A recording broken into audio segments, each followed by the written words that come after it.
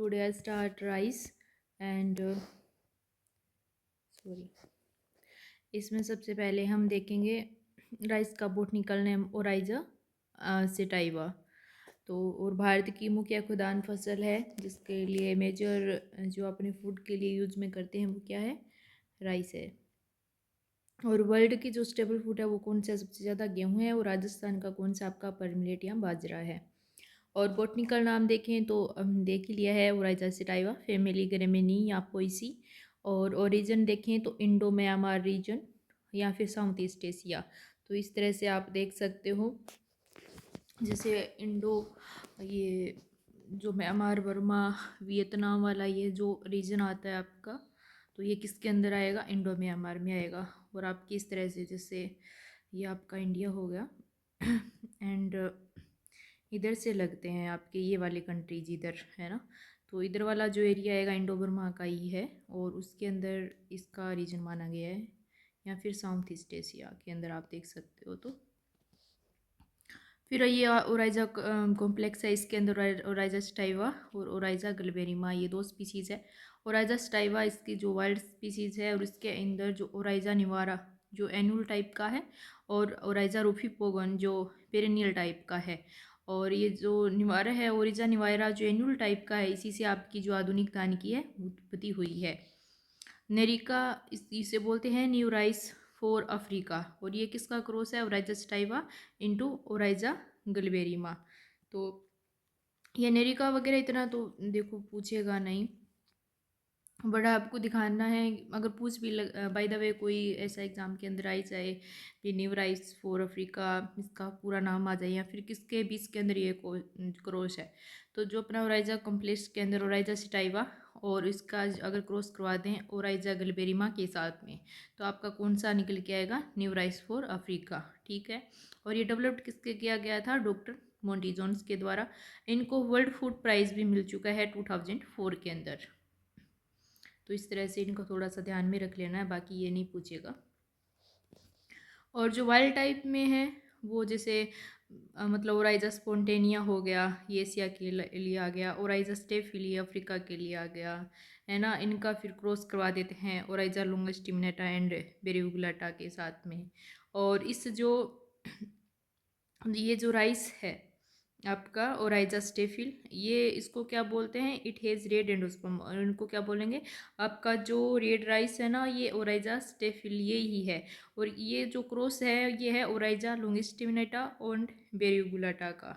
ठीक है, तो ये भी आपको याद रखना है, भी किसका क्रॉस है, किसको बोलते हैं रेड राइस, किसको बोलते हैं रेड राइस का मतलब पूछ सकते हैं कि बोटनिकल नेम क्या है। एक बार लास्ट टाइम एफओसओ के अंदर आया था टोमेटो से रिलेटेड, उसका बोटनिकल नाम है, वो पूछ लिया था कि स्पीसीज़ के लिए कौन सा है। तो इस तरह से क्या पता कोई पूछ भी ले इतना डीपली, तो क्या ही कोई पूछेगा। एंड इसके अलावा हम देखते हैं फिर सेकंड नंबर पे। और जिनस ओराइजा में 24 स्पीसीज़ है टोटली, इनमें से 2 कल्टिवेटेड के अंदर है। एक ओराइजा स्टाइवा जिसे एशियन राइस बोलते हैं, एक ओराइजा गलबेरिमा जिसे हम अफ्रीकन राइस भी बोलते हैं गलबेरिमा को।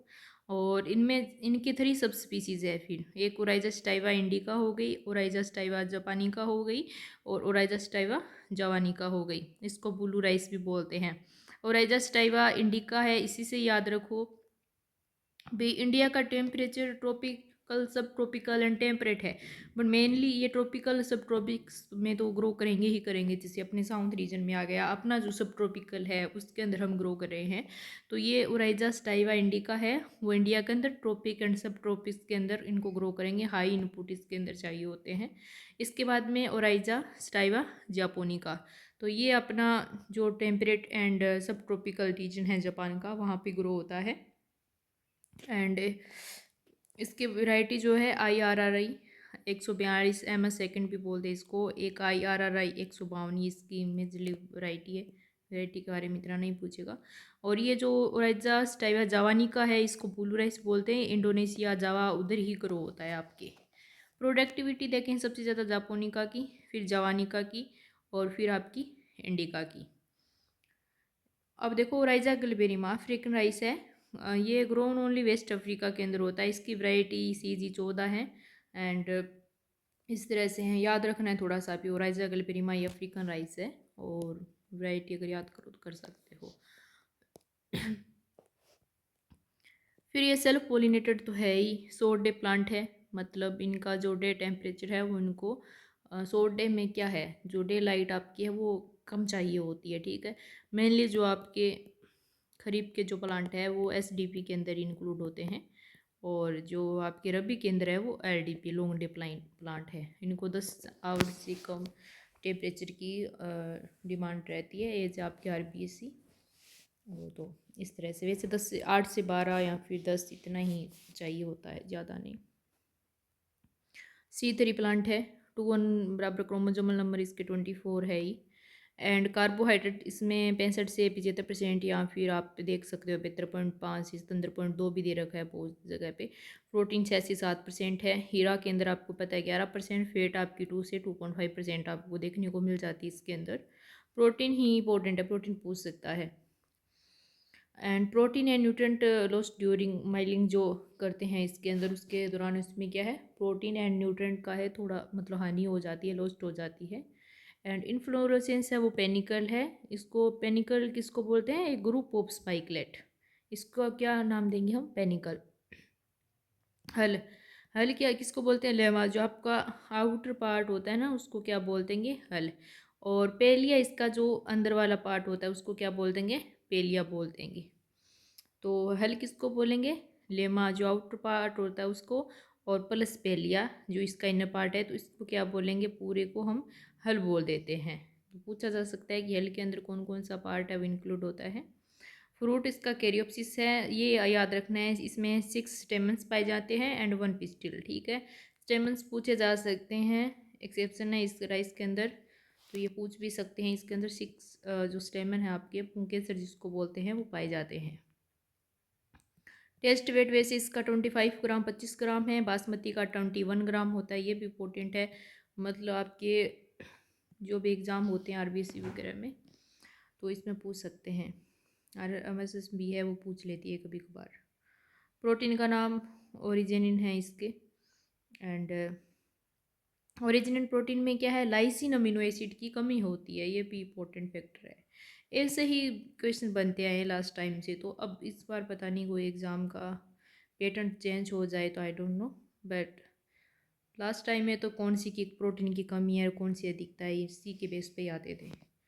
Rice need 3 4 5 4 litre water to produce 1 kg of rice, मतलब एक 1 kg आपको किलोग्राम राइस प्रोड्यूस करने हैं तो आपको 3,000 से 5,000 वाटर की है आपको आवश्यकता पड़ेगी इतनी की, तो भाई बहुत डिमांड रहती है इसकी। और वैसे जलमांग देखें तो आपको सभी को पता ही है वाटर डिमांड इसकी कितनी है, 900 से 2500 mm या 90 से 250 सेंटीमीटर। चावल के दानों में जो फ्रेगरेंस आती है ना, वो आती है डाई एसिटाइल फर्स्ट प्रोलिन के कारण, सुगंध जिसको बोलते हैं। एक तो होती है स्मेल, ये तो मतलब बहुत ही ऐसे अपने नोज को लगे बदबू टाइप। ये फ्रेग्रेंस मतलब अच्छी जो सुहावनी होती है उसको फ्रेग्रेंस बोलते हैं, ये डाई एसिटाइल फर्स्ट प्रोलिन के कारण आएगी। एंड क्लाइमेट आपका देख लें, वार्म एंड ह्यूमिड, उष्ण और आर्द्र इसको चाहिए होता है। Soil colour loam and pH 4 से 6 इसके लिए मतलब इसके आसपास ही होनी चाहिए, और टेम्परेचर वगैरह इतना ही होगा, इसको भी आप ध्यान में रख सकते हो। अब टेम्परेचर है बहुत इंपॉर्टेंट है, फैक्टर करेगा और पूछ भी लिया जाता है कभी कभी एग्जाम में, तो बेसिकली यही पूछा जाएगा कि ग्रोइंग पीरियड कितना चाहिए, राइपनिंग पे कितना होना चाहिए, वीट में अक्सर पूछ भी लिया जाता है इस लेवल का। तो अब ऑप्टिमम तो 21 से 31 डिग्री सेल्सियस होना ही चाहिए। बात ये आप देखें कि ग्रोइंग पीरियड के लिए 21 से 37 डिग्री सेल्सियस, ब्लूमिंग के लिए 26.5 से 29.5, 26.5 to 29.5, एंड पेनिकल इनिशिएशन के लिए आपके 20 से 22 या 20 से 22 डिग्री सेल्सियस होना चाहिए। राइपनिंग के लिए आपके 20 से 25। तो आपको ब्लूमिंग वाला ध्यान रखना है कि 26 से 29। वैसे आपके आरबीसी में अगर दे रखा है तो उसी को जितना है उतना ही याद रखो। अब सोविंग टाइम, ये वाला इंपॉर्टेंट है और इसमें से क्वेश्चन आ भी जाता है हर बार। ग्रोविंग सीजन जैसे 3 तरह से होते हैं, ऑटोमन खरीफ, विंटर आपका रबी, स्प्रिंग आपका समर के अंदर। तो इन तीनों को मतलब टाइम याद रखना है। ऑटोमन इसको खरीफ के अंदर बोलते हैं ऑटम को, एंड ऑटम वाले में क्या है, जैसे लोकल नाम इसको एस बोलते हैं वेस्ट बंगाल एंड बिहार के अंदर। सोविंग टाइम इसका मई जून है। हार्वेस्टिंग आपका सितंबर अक्टूबर में करेंगे। फिर आपका विंटर जिसे रबी आ गया, इसको अमन भी बोलते हैं, अगानी भी बोलते हैं, ठीक है। और ये जून जुलाई में इसकी सोविंग कर देंगे, नवंबर दिसंबर में इसकी क्या है फिर हार्वेस्टिंग कर लेंगे। फिर स्प्रिंग आपका समर के अंदर, इसको दलुआ बोलते हैं उड़ीसा में, बोरो बोलते हैं वेस्ट बंगाल के अंदर। और सोविंग टाइम इसका रहेगा दिसंबर जनवरी, और हार्वेस्टिंग टाइम रहेगा आपका मार्च अप्रैल। तो स्प्रिंग वाले का भी आपको बहुत इंपॉर्टेंट है, ध्यान रखना है भी। स्प्रिंग जो राइस रहता है वो वेस्ट बंगाल में भी होता है, आपके उड़ीसा में भी होता है, ये टाइम आपको ध्यान रखना है। ऑटम जो खरीफ वाला है ही, तो ये इतना नहीं पूछेगा। ऐसे बंगाली वर्ड मीन अर्ली, अमन इन अरेबिक वर्ड मीन स्टेबिलिटी, इस तरह से तो इतना कोई पूछेगा नहीं। North India in only kharif crop जो है, नॉर्थ इंडिया के अंदर कौन सी ली जाती है अपनी क्रॉप, क्योंकि अब यहाँ पे मई जून में बुआई की जाती है, और फिर सितंबर अक्टूबर में आप इसकी क्या है हार्वेस्टिंग कर लेते हैं, क्योंकि फिर रबी का जो सीज़न आ जाता है उसमें भी ग्रो करनी है आगे की चीज़ें। और कल्टीवेशन मेथड है वो ड्राई एंड वेट है। ड्राई कल्टीवेशन के अंदर ड्राई सीडलिंग प्लोइड इन अपलैंड, जो आपका अपलैंड है वहाँ पे कौन सी ड्राई कल्टीवेशन या ड्राई सीडलिंग है वो फॉलो की जाती है। अपलैंड राइस आपका सोइंग कब कर देंगे, मई जून के अंदर कर देते हैं। और अदर नाम इसको अब बताइए आपको, जो अन्य नाम इसके एस बोल ही रहे हैं वेस्ट बंगाल में, और जो एसू है वो आसाम भी बोल देते हैं, बेलिन उड़ीसा में बोल देते हैं, बदाई और कुराई इसको क्या बोल देते हैं, बडाई मतलब कुराई, ये जो यूपी के वर्ड हैं उधर बोल देते हैं। Sowing method in dry and semi dry areas के अंदर है, ये देख लेंगे आप।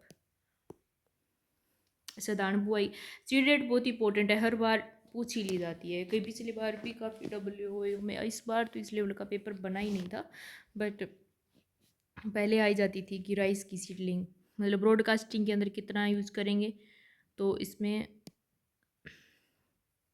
60 से 100 kg सीड पर हेक्टर के लिए। मेजर आपको 100 kg याद रखें कि ब्रॉडकास्टिंग कर रहे हैं तो 100 kg मतलब 100 किलोग्राम सीड आपको ज़रूरी है।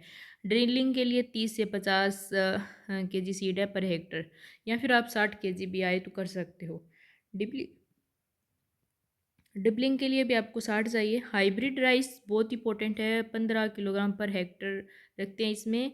और ये जो है सारे मेथड यूज़ करते हैं इसमें 5 किलोग्राम पर हेक्टर ही रखेंगे, ठीक है। बासमती का 35 से 40 kg जो है पर हेक्टर रखेंगे, राइस की जो सीड है। तो बासमती का देख लेना 35 से 40 kg पर हेक्टर। हाइब्रिड का आपको कितना रखना है, 15 kg पर हेक्टर। SRI में 5 kg लेते हैं, और डिपलिंग के अंदर आपका 60 लेना होता है, ठीक है।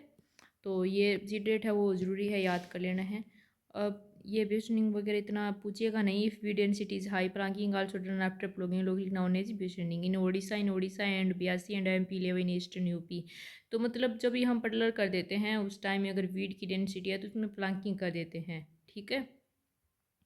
तो ये इसी को क्या बोलते हैं, बेसनिंग कर देते हैं। 2-3 नाम हैं इसके, MP के अंदर लेव एंड ईस्टर्न यूपी इस तरह से यूज़ करते हैं वर्ड इसके लिए। And after weeding a feeling is done known as खेलवा। तो ये वीडिंग हो जाती है, मतलब बहुत ज़्यादा वीड है, और उसके बाद में यहाँ पे मतलब राइस है नहीं, और वीड निकालने के बाद में इनकी केप की दोबारा जो फीलिंग करते हैं, इससे जो स्थान के ऊपर दोबारा राइस के अगर सीडलिंग लगा देते हैं थोड़ी खाली स्थान के ऊपर गेप फीलिंग को, इसको क्या बोलते हैं, खेलवा। और ये हो जानी चाहिए 7 से 10 दिन, मतलब ये चीज़ हो जाती है ना उसके बाद के अंदर 7 से 10 दिनों में कर देनी चाहिए, क्योंकि बाद में करोगे तो फिर वो पकने का टाइम सही नहीं, हार्वेस्टिंग के टाइम में दिक्कत आएगी, क्योंकि कुछ जो आपके प्लांट है वो ग्रीन नज़र आएंगे और बाकी का जो है हार्वेस्टिंग के लायक हो जाएगी, इस वजह से। वेट कल्टीवेशन एंड ट्रांसप्लांटिंग ये इंपॉर्टेंट रहेगा factor. In this puddling is done in 5 to 7 centimetre, मतलब 10 सेंटीमीटर स्टैंडिंग वाटर थ्रू पडलर। आपका 5 से 7 सेंटीमीटर, या मान के चलो 10 सेंटीमीटर तक तो वाटर खड़ा है, स्टैंडिंग वाटर है, और इसके अंदर ये पडलिंग आपको करनी है, ठीक है। पडलिंग की सहायता से इस तरह से पडलिंग कर ली, इतना पानी है वो खड़ा रहना चाहिए। ऐसा नहीं है कि पानी दिया नीचे जा रहा है वो एजी सैंडी सोइल, इस तरह से नहीं। पडलिंग करने के बाद में जो जो कले जो आपकी सोइल है वो इस तरह से हो बन जानी चाहिए कि 5 से 7 सेंटीमीटर वहाँ पे वाटर है वो स्टैंड कर रहा है। इसमें जोन बन जाएंगे, एक तो आपका ऑक्सीडाइज जोन बन जाएगा, एक रिड्यूस्ड जोन बन जाएगा। तो ये ऑक्सीडाइज जो जोन होएगा वो 1 से 10 mm लेयर का बनेगा। एंड जो इसके बाद में रिड्यूस्ड जोन है ये बनता है आपका ये 7.5 सेंटीमीटर तक का। और इसके अंदर ही आपको क्या है फर्टिलाइज़र यूज करने हैं, नहीं तो फिर वो डिनाइट्रिफिकेशन वगैरह हो जाता है ऑक्सीडाइज जोन में यूज करोगे। तो रिड्यूस्ड जो जोन आएगा नीचे की जो लेयर होगी उसके अंदर आपको क्या करना है फर्टिलाइज़र यूज करने हैं जो भी करने हैं। ये भी क्वेश्चन पूछा जा सकता है भी कौन सी जोन के अंदर फर्टिलाइज़र का यूज़ करना चाहिए, है ना।